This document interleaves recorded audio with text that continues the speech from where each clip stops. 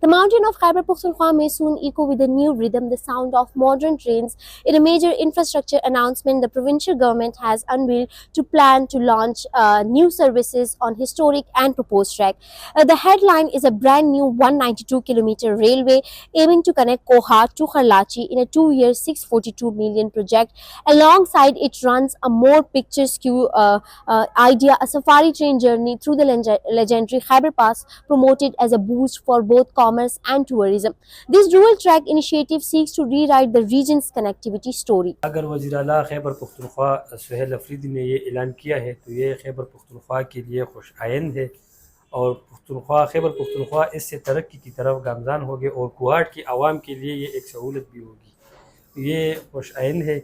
The vision is grand, but the route from blueprint to benefit is long. Success hinges on timelines, budget, and ultimately whether these steel tracks deliver what communities truly need. Will they become engines of growth or remain ambitious line on a map?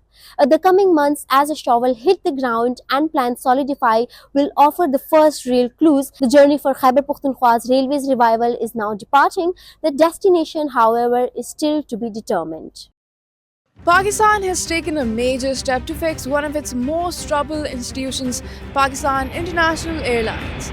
On December 23, 2024, a local business group led by Arif Habib Corporation bought 75% of PIA after a competitive and live televised auction. This is Pakistan's first big privatization deal in almost 20 years. The group won the bid by offering rupees 135 billion, slightly higher than the Lucky Cement Group. Another bidder, Air Blue, dropped out earlier as its offer was too low. So what does this deal actually mean? For years, PIA was losing money and surviving on taxpayer bailouts. Before the sale, the airline debt had crossed rupees 800 billion. To make the deal possible, the government removed most of this old debt from PIA's books. Under the agreement, the government will receive some cash upfront, but most of the money will be invested back into PIA to improve planes, services, and overall operations. PIA was not always in trouble. In its golden years, PIA was among the world's top airlines. It was the first Asian airline to fly jet aircraft, helped launch Emirates, and made Pakistan proud with its global reputation. But mismanagement, political hiring, flight bans in Europe and the UK, and an outdated fleet pushed the airline into decline.